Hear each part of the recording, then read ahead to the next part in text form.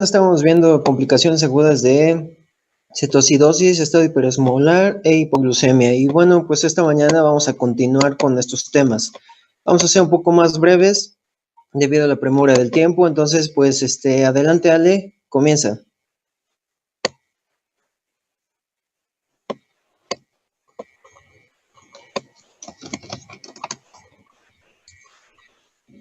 Vale, ya está. ¿Y si se escucha? ¿Mi micrófono? Sí, te escuchamos.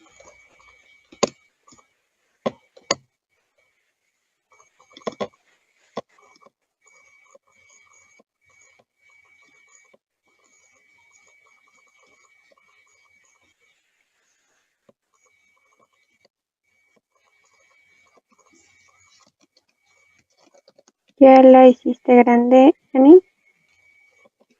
Permíteme.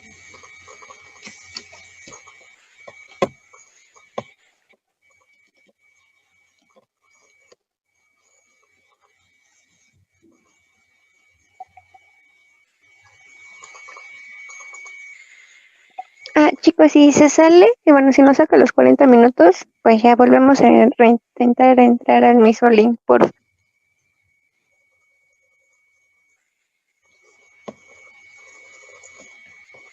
Bueno, parece que ya está. Les voy a hablar de estado hiperosmolar hiperglucémico, que es otra complicación aguda de diabetes mellitus. La siguiente, porfa.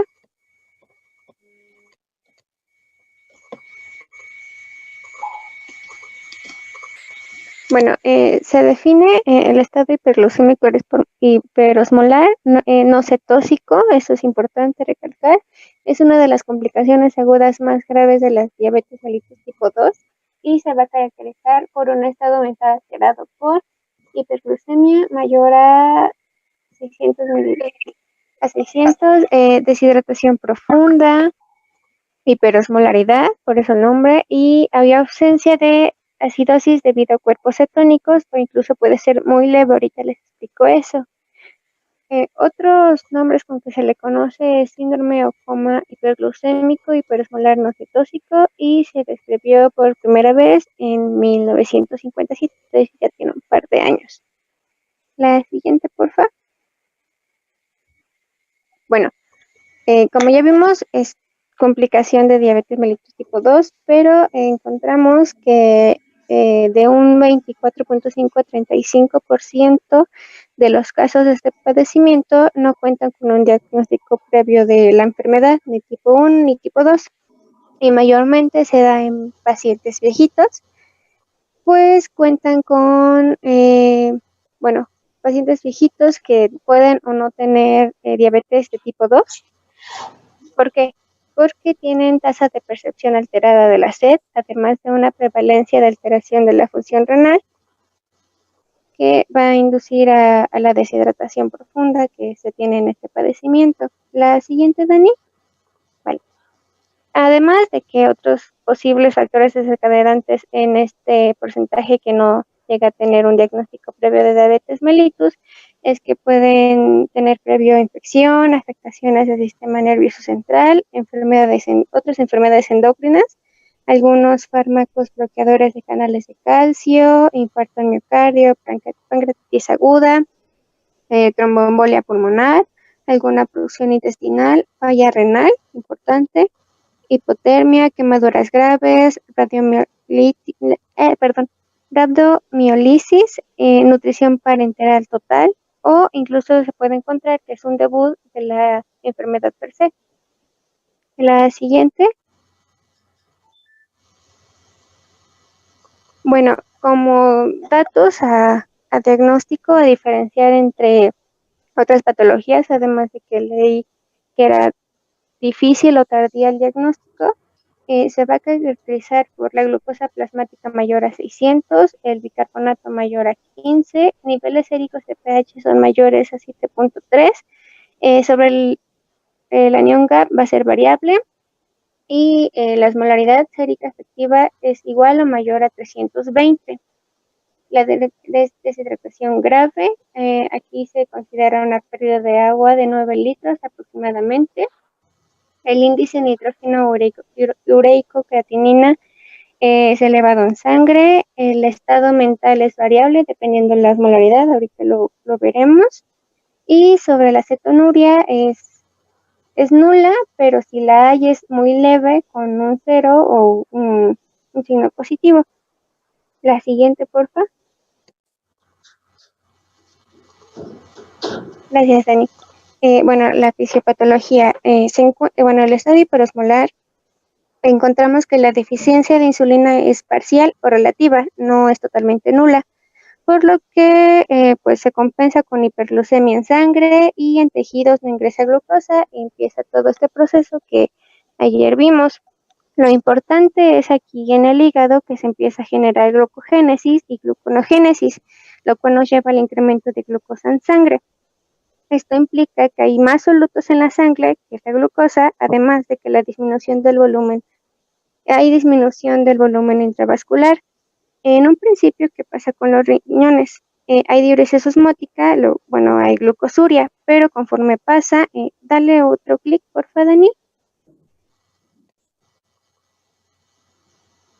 Bueno, conforme progresa la enfermedad, se encuentra que la ingesta es inadecuada de líquidos o hay pérdida de líquidos, lo que nos lleva a deshidratación marcada, una insuficiencia renal que limita la excreción renal.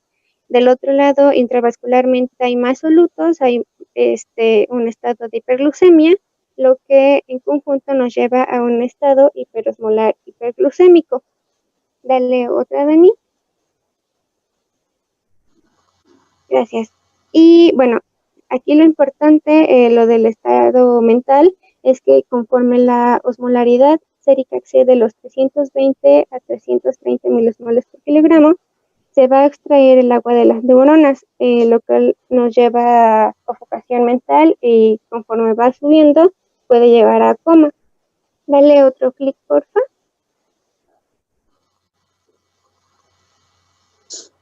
Y como les decía, en esta patología la deficiencia solo es parcial o relativa de la insulina, lo cual nos ayuda a que las pequeñas cantidades de insulina eviten la generación de cetosis mediante la inhibición de la lipólisis de las reservas adiposas.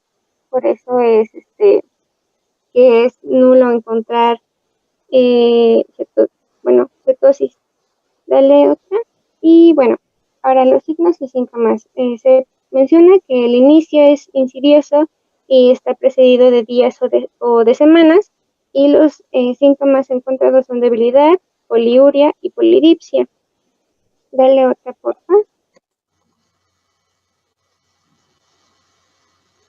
Gracias. Sobre los antecedentes, vamos a encontrar, o cuando se interroga al paciente, que hubo una ingesta reducida de líquidos o una pérdida, sea a causa de la ausencia inapropiada de la sed, que se encuentra en pacientes de mayor edad, alteraciones gastrointestinales, pacientes ancianos o postrados en cama, o incluso falta de acceso al agua. También se menciona que en ocasiones el paciente refiere que había consumido grandes cantidades de líquidos que contenían glucosa, como las bebidas carbonatadas o jugo de naranja. Pero en estos pacientes, clínicamente, en el diagnóstico se va a ver que tienen una menor hiperosmolaridad que los que no consumían líquidos, en definitiva. La siguiente, Dani.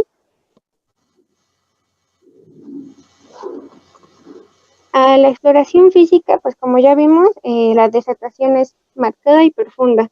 Entonces vamos a encontrar los síntomas típicos de una deshidratación: caídas ortostáticas en la presión arterial, aumento del pulso, taquicardia supina o incluso un choque declarado, sequedad en las mucosas y disminución de la turgencia en la piel.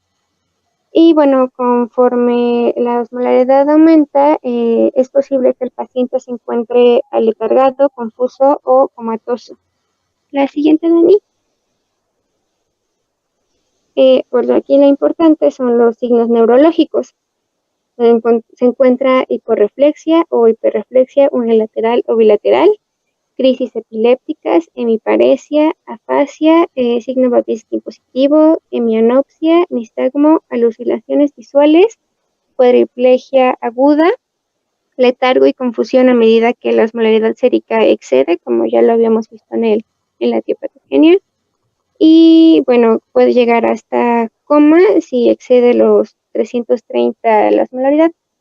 En el laboratorio, bueno, la definición marca que la glucosa en sangre es mayor a 600, de mayor a 600, 800 y puede llegar hasta 2400, ya es muchísimo. Y bueno, se puede encontrar deshidratación leve o severa.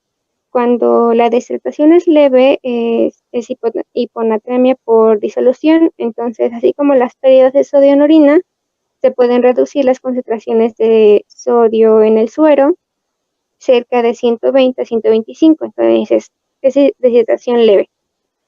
En la severa, el sodio sérico puede exceder los 140 miliequivalentes por litro, con lo que se producen osmolaridades séricas ya mayores, de 230 hasta 440.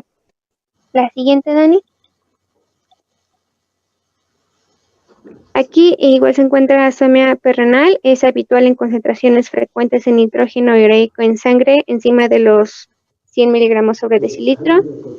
Y bueno, de nuevo, la acidosis no forma parte de este padecimiento, pero puede estar presente, a menudo acidosis láctica, pero es a causa de otros padecimientos agudos subyacentes, como ya puede ser sepsis, insuficiencia renal aguda, infarto de miocardio. Pero en sí sería raro. Regresa al anterior, por favor. Bueno, aquí ustedes recordarán cuando vieron fisiología.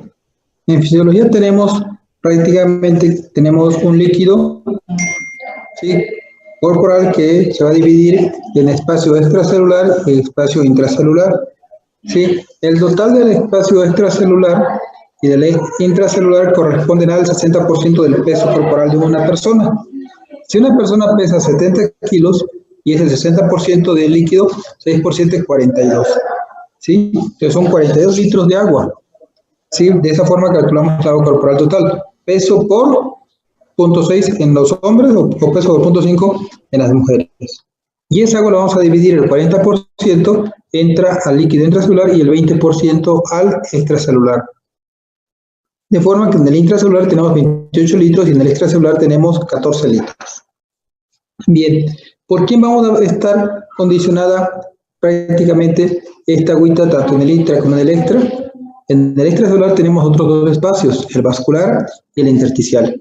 Y ambos están separados por la membrana capilar, mientras que del extra con el intra va a estar separado principalmente por la membrana celular. Ahora, ¿quién va a permitir que se muevan esos líquidos? El sodio. El sodio, como vimos, es el 86%, prácticamente esa osmolaridad me la va a dar el sodio.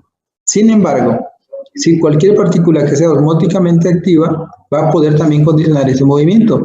En este caso, tenemos que la glucosa, prácticamente la glucosa, es una partícula que puede presentar esa osmolaridad, puede hacer que esa agua se pueda mover. Por eso debemos determinar que un estado hiperosmolar puede ser hiperglucémico cuando tenemos una glucosa arriba de 600, ¿sí? Y puede ser también podemos tener un estado hiperosmolar cuando sea dependiente del sodio. En este caso, este paciente va a tener un estado hiperosmolar prácticamente por la glucosa, que está arriba de 600 miligramos. Entonces, ¿qué voy a hacer? Voy a jalar agua de líquido intracelular al extracelular. Pero el sodio, prácticamente, ¿qué va a pasar con el sodio? Lo voy a diluir. ¿Sí? Yo tengo el sodio igual, 140, pero como estoy jalando agua del intra al extracelular por la glucosa, ese sodio se va a diluir. De forma que yo tengo que determinar el sodio corregido para poder calcular mi déficit de agua. Pero si voy a calcular mi osmolaridad urinaria, no necesito corregir el sodio. Prácticamente, si yo requiero sacar la osmolaridad, voy a multiplicar 2 veces sodio más la glucosa entre 18. ¿Sí? Y de esa forma voy a tener mi osmolaridad efectiva. Ahora, ¿cómo puedo sacar prácticamente el déficit de agua? Que fue la tarea que les dejé. Entonces, este paciente va a tener una hiponatremia, pero es una hiponatremia dilucional, no es una hiponatremia franca, ¿sí? Quedamos que no puede haber una hiponatremia con osmolaridad elevada, ¿sí? Cuando tenemos hiponatremia es porque tenemos mucha agua. Cuando tenemos una hipernatremia es porque estamos perdiendo agua, principalmente. Entonces, aquí, deshidratación severa del sodio sérico puede exceder los 140 microlitros por litro, con lo que se producen osmolaridades séricas de 330 a 440. Aquí, ¿qué quiere decir? Una deshidratación severa me va a condicionar que el sodio esté jalando agua, porque está elevado, no así la glucosa. Entonces, prácticamente, si yo estoy jalando agua por el sodio, entonces tengo un paciente con estado hiperosmolar, pero por el sodio elevado. Entonces, sí, si se eleva el sodio, antes del cambio de osmolaridad, ¿qué va a pasar? Pues prácticamente voy a empezar a reabsorber agua en el túbulo contorneado proximal. ¿La que sigue?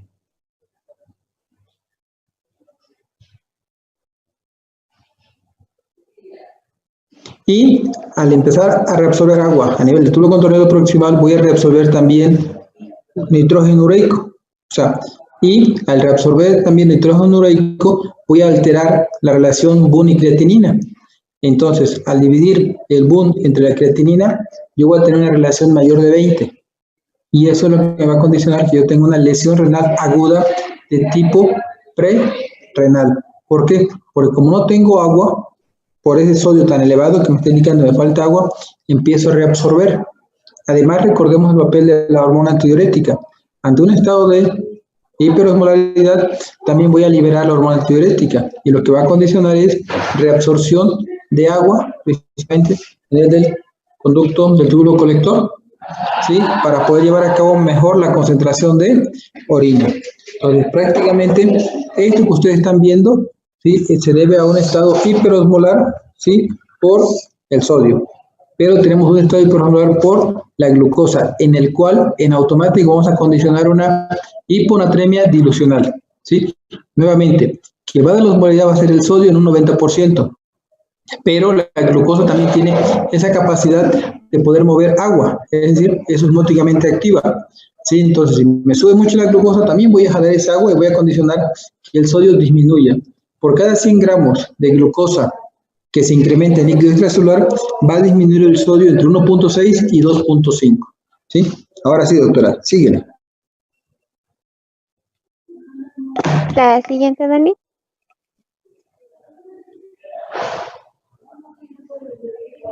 Bueno. Otros datos importantes que encontramos son los diagnósticos diferenciales, y aquí encontré algunas mnemotecnias. Para empezar, se recomienda realizar diagnósticos diferenciales para crisis hiperglucémicas que incluyen las 5I.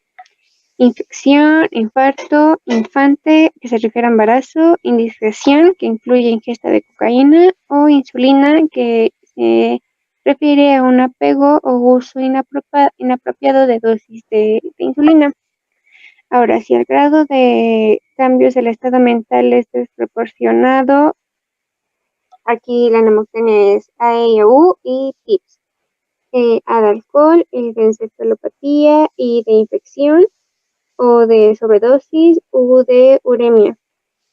Y sobre TIPS de que posible traumatismo o tumor, y insulina, P de psicosis, S de síncope o S de convulsiones o crisis epilépticas. La siguiente, Dani. Ahora, el tratamiento, como ayer, igual, se requiere en 3 pilares: el reemplazo de líquidos, reemplazo de electrolitos y terapia insulínica. Aquí el la saqué de la guía más reciente que encontré de la guía de práctica clínica, que es de 2018.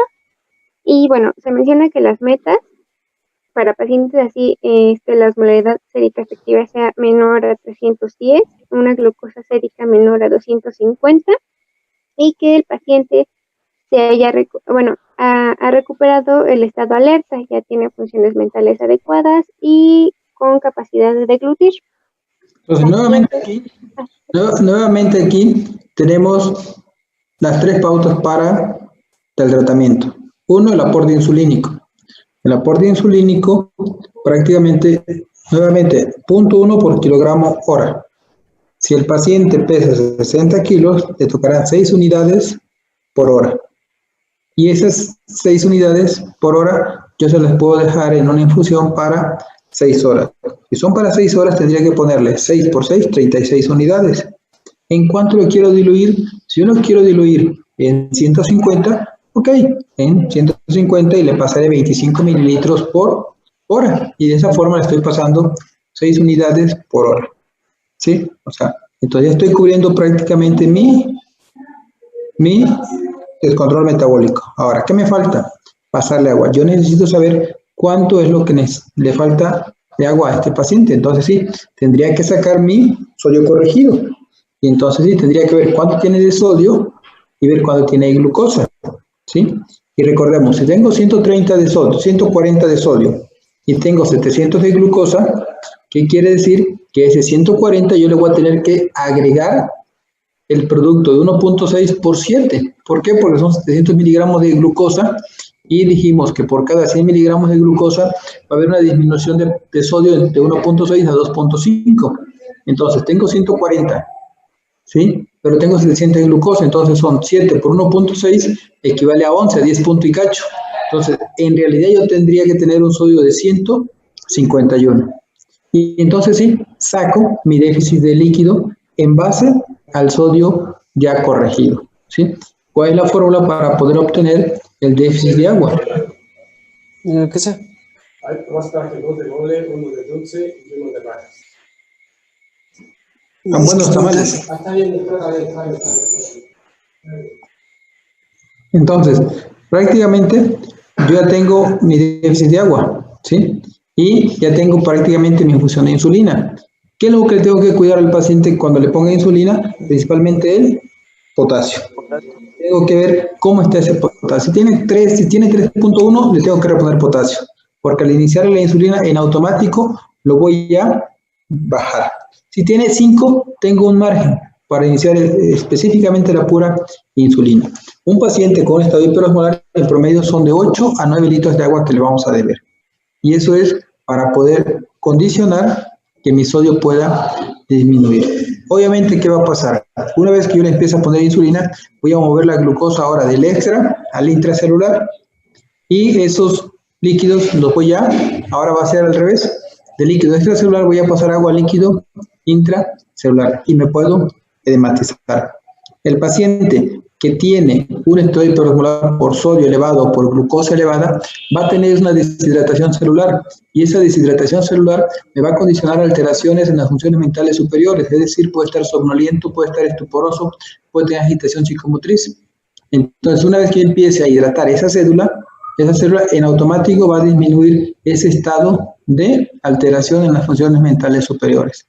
Por eso, la compañera nos puso que puede estar somnoliento con algún estado en la conciencia.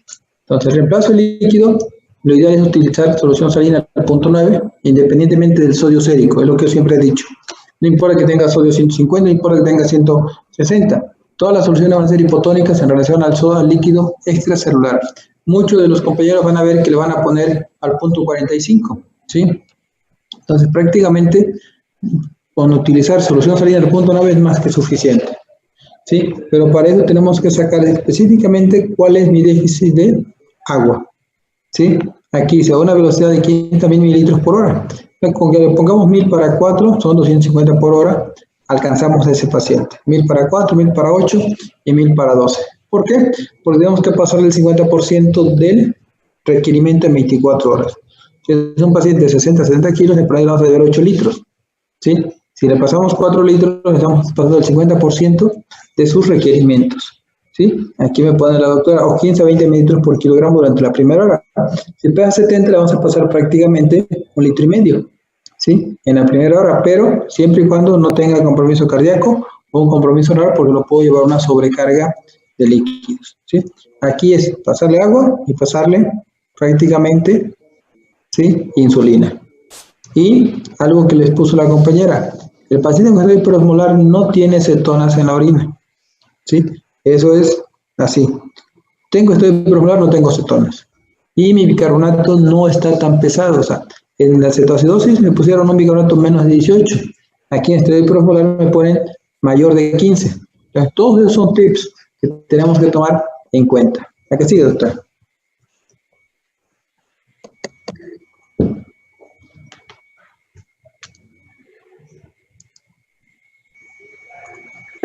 bueno, posterior al manejo de líquidos, ya se menciona que sugiere valorar el nivel de sodio corregido con la fórmula ya conocida. Sodio corregido igual al sodio medido más el resultado de 0.016 por glucosa menos 100. O sea, aquí está. Ajá, El sodio sí. corregido le está poniendo sodio medido más glucosa menos 100 es de cuenta. Si es 700 menos 100 tiene 600 por punto 0,16, es decir, 1.6 más el sodio medido. O sea, es de 0.16 a 0.025, ¿sí? Por el producto de glucosa menos 100. Ahí lo tienes. Uh-huh. Y bueno, aquí ya se mencionaba que dependiendo del resultado, en caso de ser mayor o igual a 135, se modifica la solución a salina al 0.45%. Y bueno, en caso de ser menor, el tratamiento se continúa con 0.9%. Sí, aquí te ponen que tiene mayor de 0.35, déjale una solución al medio, al 0.45. Sí, pero aquí tienes todavía por glucosa. Acá dice, en caso de menos de 135, te va a manejar como si fuera una hiponatremia. Sí, una hiponatremia real, entre comillas, que no es porque tenemos prácticamente una hiponatremia dilucional. Continuar el tratamiento con solución salina al 0.9. Entonces, prácticamente con mantener ambas al 0.9, tú vas a tener un tratamiento óptimo. Vale. La siguiente, Dani. Y respecto a que la glucosa sérica ya se encuentre en niveles de 250, se sugiere continuar el tratamiento con solución glucosada al 5% más una solución salina al 0.45. Al llegar a 250 de glucosa, lo que pedimos es suspende la salina y pone una glucosa al 5%. ¿Por qué? Porque muchos de esos pacientes tienen a hacer hipoglucemia. ¿Sí? Lo que normalmente yo hago es, si está con 6 unidades por hora, le bajo a 3 y le cambio la solución. ¿Sí? De una salina le pongo una glucosada. Y en lugar de pasarle, digo, las 6 unidades le pongo 3. ¿Por qué? Porque al suspenderle la infusión de insulina, ese paciente nuevamente va a hacer un repunte en hiperglucemia. La siguiente, Dani. Y bueno, aquí sobre la terapia insulínica hay 2 puntos. Se sugiere retrasar el inicio de la insulina hasta que la glucosa haya dejado de descender de 50 a 70 miligramos de litro como resultado de la hidratación inicial. Y sobre iniciarla, hay que iniciarla una vez que se ha confirmado que la concentración de potasio es mayor o igual a 3.3 mil equivalentes por litro. La siguiente, Dani. Sobre cuál insulina utilizar, la guía de práctica clínica recomienda insulina humana de acción rápida, regular, intravenosa.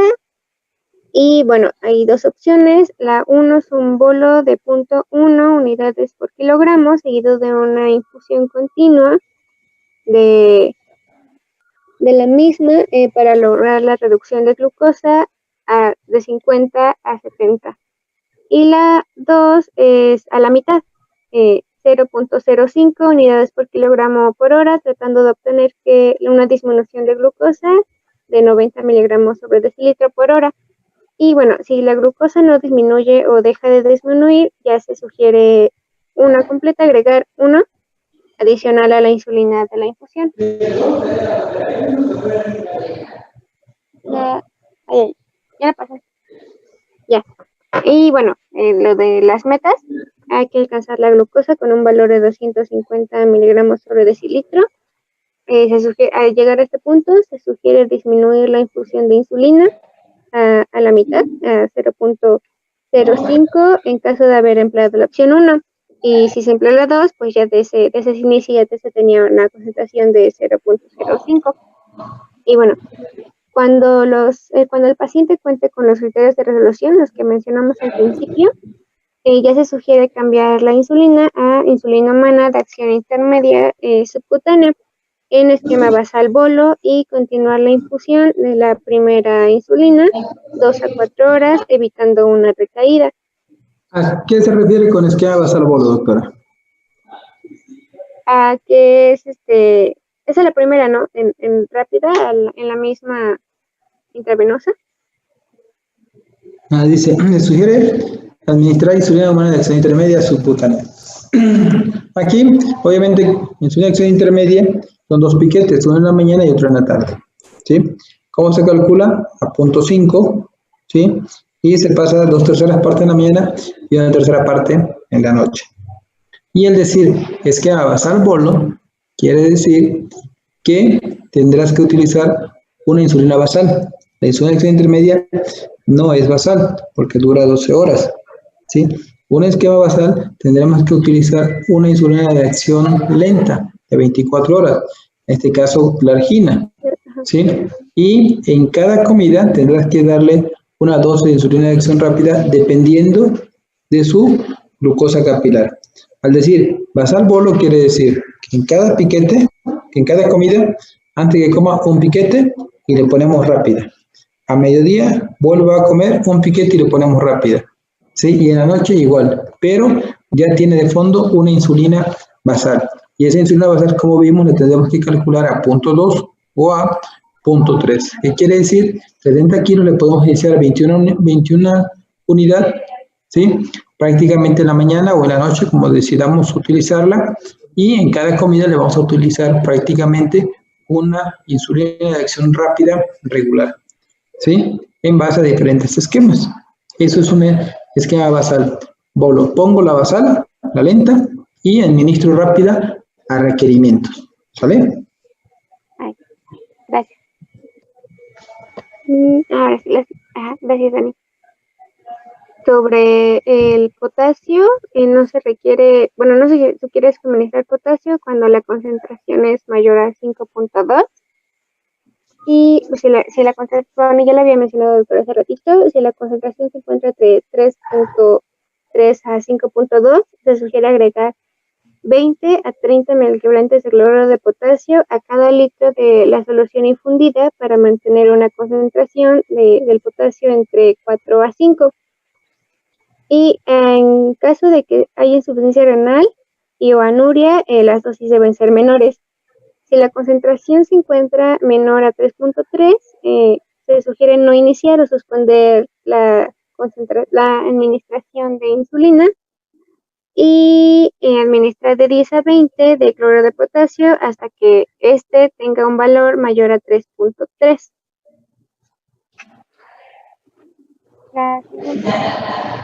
Sobre el bicarbonato, no se sugiere la administración de bicarbonato de sodio en pacientes con este padecimiento, dado que no se cuenta con la evidencia de que hayan estudiado el uso, bueno, de que sea benéfico en pacientes que tengan estado hiperosmolar.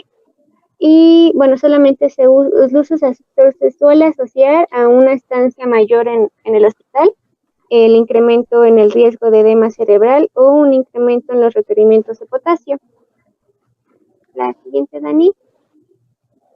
Sobre la comida importante, se sugiere iniciar la dieta vía oral una vez que se hayan obtenido los criterios de resolución, ya mencionamos al principio. Y bueno, se sugiere la administración de tromboprofilaxis en pacientes con estado hiperosmolar hospitalizados para disminuir el riesgo de complicaciones trombóticas. La siguiente, Dani. Y bueno, sobre la mortalidad hospitalaria, es mayormente debida a complicaciones como el desequilibrio hidroelectrolítico, que es mayormente hipopotasemia, o por un edema cerebral. Y aquí los pacientes que tienen entre 20 y 49 años, la mortalidad es menor al 1%. No así en los pacientes mayores a 75, que la mortalidad puede ser hasta el 16%. Y vamos a encontrar en el electrocardiograma en un paciente que tenga hipocalemia.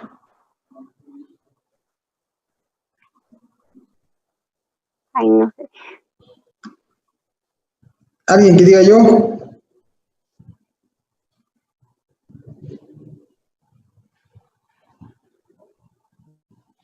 ¿Qué vamos a encontrar en el electrocardiograma en un paciente que tiene hipopotasemia? Obviamente, Es un paciente que está con insulina y tiene hipocalemia. Entonces, aquí cuando tiene hipocalemia, podemos encontrar que existe una depresión del segmento ST. Una depresión del segmento T también nos puede hacer pensar en un problema de lesión. La onda T, en lugar de estar picuda, va a estar aplanada y podemos encontrar la presencia de la onda U. Esos son los principales cambios que vamos a encontrar en el electrocardiograma en un paciente que tenga hipopotasemia. Ahora, ¿por qué vamos a tener edema cerebral? ¿Sí? O sea, alguien que me pueda decir por qué considera que podemos tener edema cerebral en un paciente con estado hiperosmolar como una complicación. Para ver si entendieron los que le comenté o están durmiendo. Se los dije. Chicken Freezer.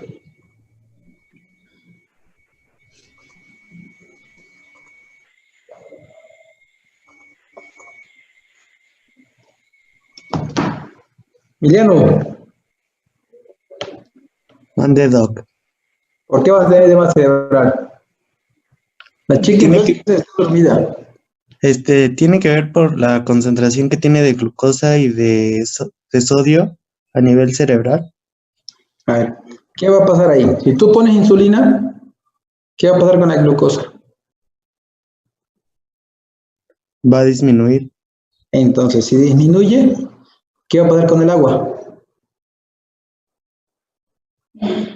Va a aumentar. Si tú tienes tu célula, ¿sí? Entra a la célula del agua. Exactamente, o sea, tienes Se va a ir con dos, va a seguir a la glucosa. Entonces, prácticamente quedamos que la glucosa va a ser osmóticamente activa. Cuando empezamos a mover esa glucosa por la insulina, vamos a mover también esa agua. Entonces, prácticamente vamos a tener ahora un edema cerebral. ¿Por qué? Porque estoy bajando la osmolaridad de la glucosa, ¿sí? Y en automático voy a empezar a mover esa agua hacia una área donde va a estar más concentrada, ¿sí?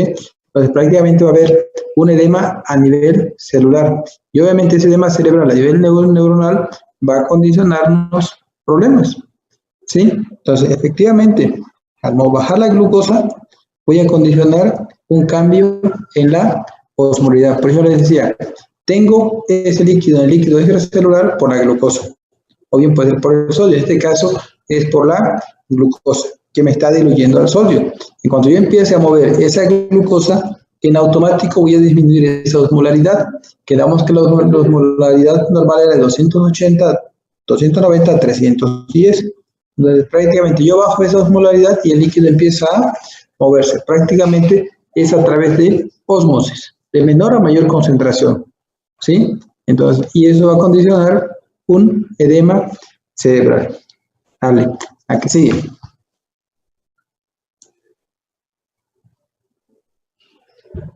Y ya la última, el pronóstico empeora en los extremos de la vida, en presencia de coma, hipotensión o que haya como comorbilidades graves.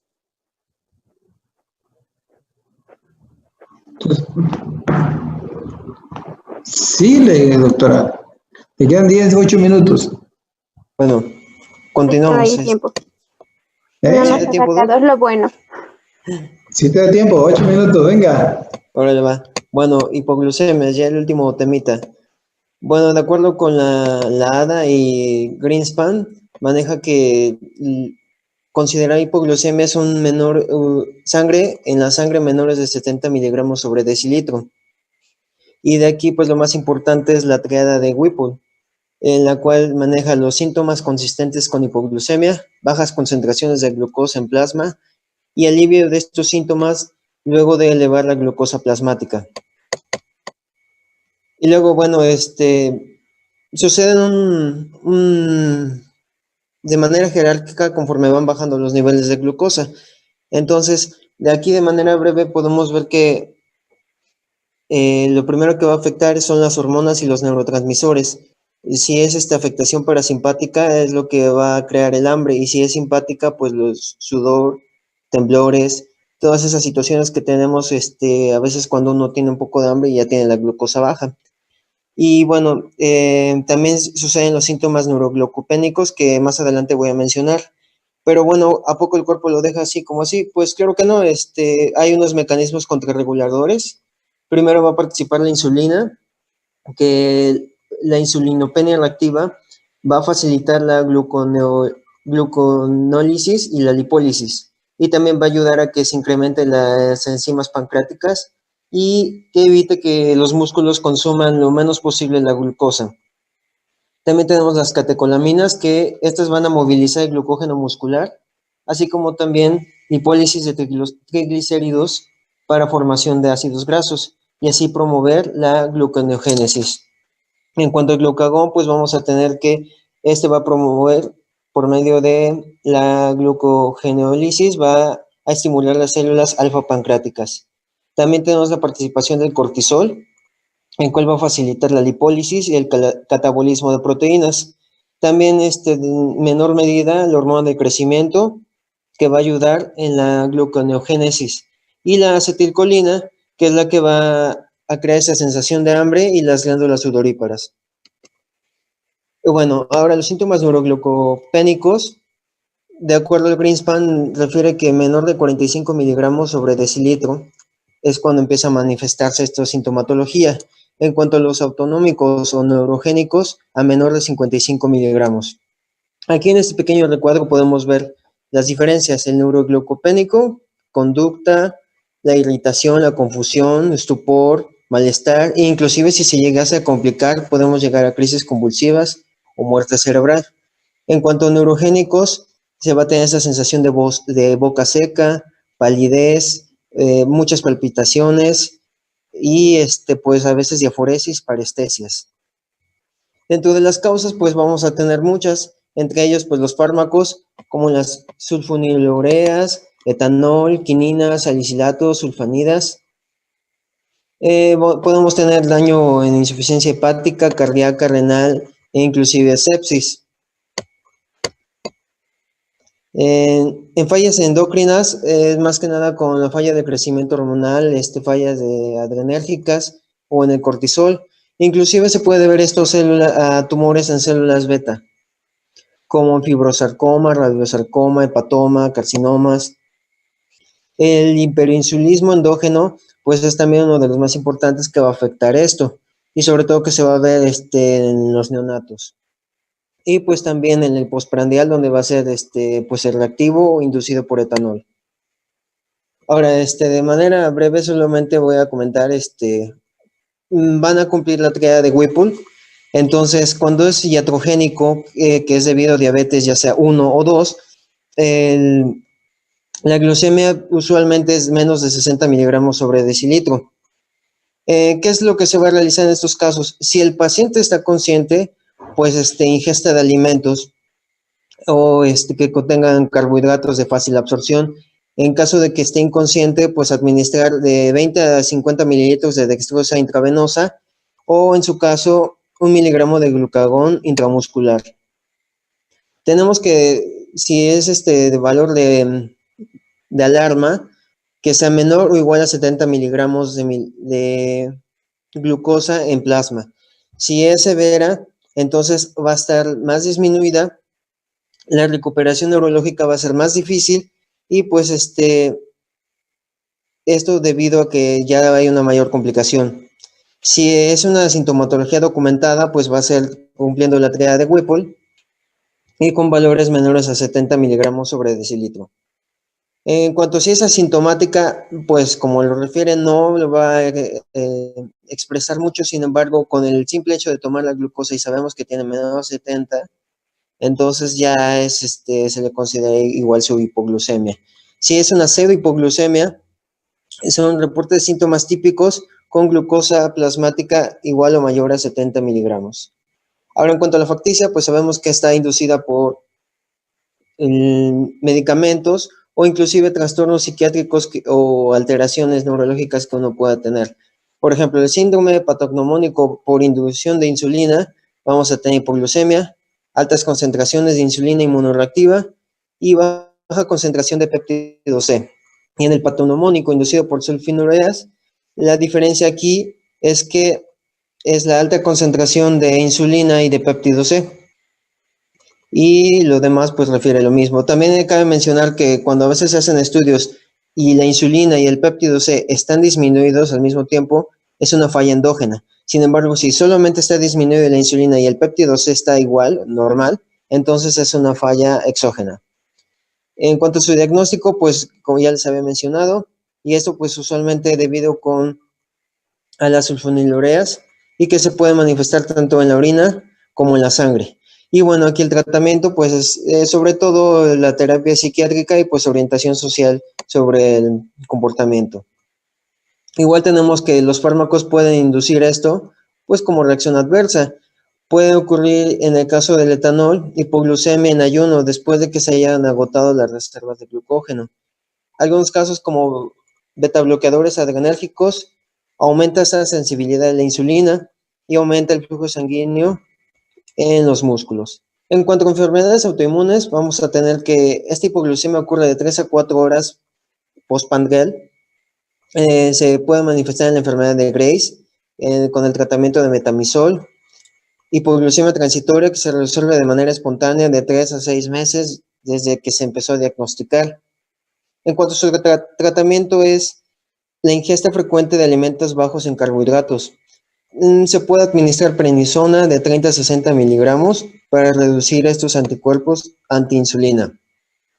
También tenemos los tumores de célula beta-pancreáticos. Aquí pues el cuadro clínico es recurrente en el sistema nervioso durante el ejercicio o el ayuno. Esto puede crear desorientación episódica, somnolencia o amnesia, pérdida de conciencia. En cuanto al tratamiento, pues aquí lo que refiere siempre es una resección quirúrgica. Tenemos otras hipoglucemias con tumores no insulares. Como podemos ver aquí son los fibrosarcomas o carcinomas o inclusive linfomas. El diagnóstico, pues obviamente, pues de hipoglucemia en las ayunas y que tenga una disminución de 45 miligramos sobre decilitro. En cuanto a su tratamiento, pues es dirigido hacia el tumor primario, que la terapia esté sostenida en cuanto a las comidas frecuentes. También se menciona que el diazóxido es eficaz para revertir esta hipoglucemia. Bueno, pues también tenemos la alimentaria, que es la reactiva. Puede suceder el síndrome de vaciamiento gástrico, síndrome de hipoglucemia, pancreatogena sin insulina. Y también tenemos la hipoglucemia tardía en la diabetes. También el síndrome de postpandreal. En cuanto a trastornos asociados a glucosa hepática, vamos a tener pérdida directa de tejido hepático, reducción de sustrato de aminoácidos y pues errores innatos del metabolismo en cuanto a los carbohidratos. Y bueno, también tenemos trastornos a nivel congénito de manera transitoria. En caso de que los neonatos vengan de una madre diabética, pues estos van a estar expuestos a hiperglucemia constantemente, por lo que va a tener insulina fetal macrosómica y persistente. Esto puede pasar en unos pocos días. Su tratamiento pues va a ser control de alimentos y una glucosa intravenosa. Cuando se refiere a alteraciones cetogénesis o gluconeogénesis, los neonatos no van a tolerar en el ayuno mayor de 8 horas. Por lo tanto, va a haber inmadurez en cuanto a la respuesta metabólica y la resolución puede deberse un poquito más prolongado que el anterior que había mencionado.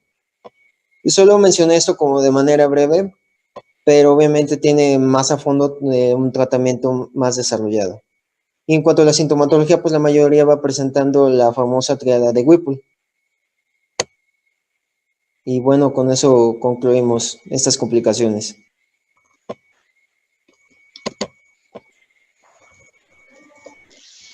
Aquí principalmente recalcar las manifestaciones de la hipoglucemia, como bien lo comenta el compañero, la triada de Whipple. Y entender que las sulfonilureas son medicamentos que tienen un efecto en el cual debemos de pensar siempre en un cuadro de hipoglucemia en aquellos pacientes que están con sulfonilurea. Y entender que en un momento dado tanto el glucagón como el cortisol van a funcionar como hormonas contrarreguladoras.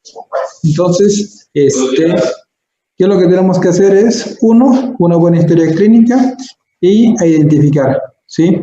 Diaforesis y una glucosa por debajo de 70, tenemos que pensar prácticamente en la triada de Whipple. Mañana seguimos con complicaciones microvasculares y macrovasculares y el examen lo hacemos el día jueves. Sale, chavos. Tengan buen día y se cuidan.